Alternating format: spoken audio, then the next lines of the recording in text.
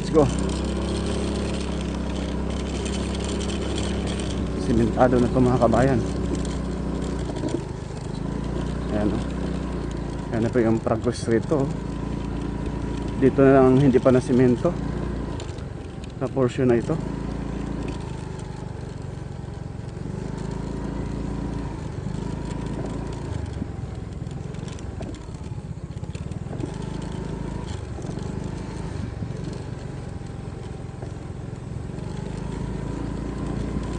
Yan yung machine na ginagamit sa harapan natin, oh. Ito na lang po mga kabayan, almost 30 meters ang hindi pa na simento dito sa Barangay Santa Maria. Malapit na po ito lalatagan. Kunting ayos na lang. Ayan yung machine mga kabayan na ginagamit. Hindi ito German, Japan ano ito, made na ano machine, oh. Yan po mga bayan. Yan.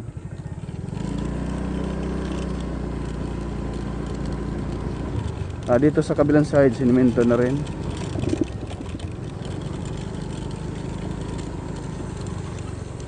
Ngayon kahit linggo, tuloy-tuloy yung gawa paglagay ng bakod.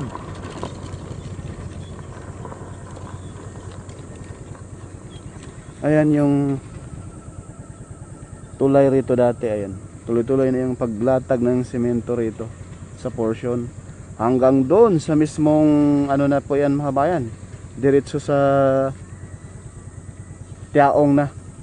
So ayan yung semento, yung kapal niya.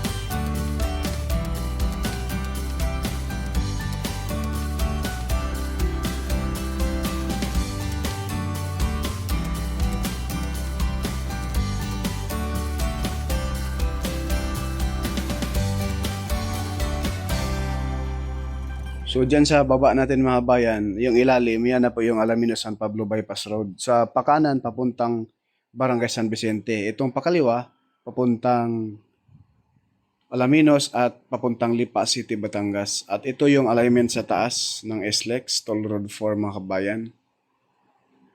Ayan po. Na konti na lang po ang hindi na semento rito sa package C, no? Ito ay sakop sa package C. Doon pa sa unahan mga kabayan, sa boundary ng Barangay Solidad at mismong Barangay Santa Veronica. Ayan na po yung mismong ilalim. Ayan na po yung Alaminos San Pablo Bypass Road na kung saan sa taas SLEX Toll Road 4. Kaya konting tiis na lang po itong package C mga bayan, no? Hindi abutin ito ng October. Ito ay tapos na po ito. Kabuuan ng package C. Mula rito sa Barangay Solidad hanggang Tiaong Interchange na po yan mga kabayan. Pakipollow at pakishare. Subscribe na rin sa ating YouTube channel mga kabayan. Porca Studio. Maraming salamat. At magandang tanghali po sa lahat. Ayan po yung mga heavy equipment sa baba natin. Tinatahulan na tayo ng aso ngayon mga bayan. Malapit po tayo rito sa mga kabahayan. Yung baba na lang mga bayan, yung hindi na semento.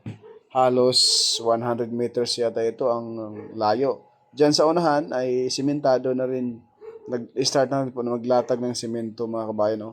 Yung kulay puti na yan. Yung nasa gitna. Pero pagkalampas niyan hanggang Tiaong Interchange na, wala nang putol, simentado na lahat.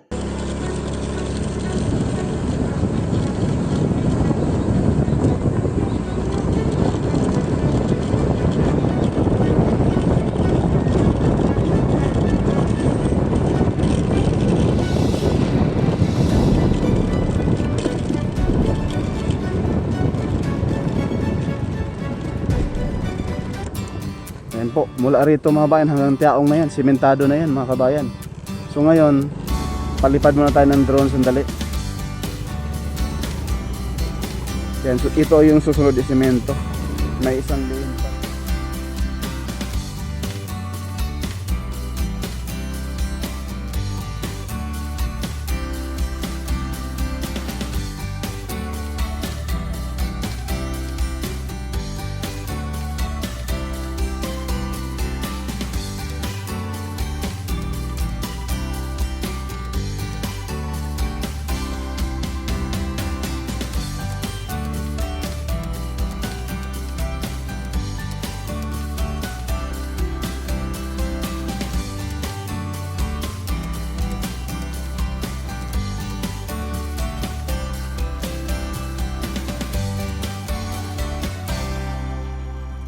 Diyan po sa unahan mga kabayan, yan na po yung Barangay Solidad, no?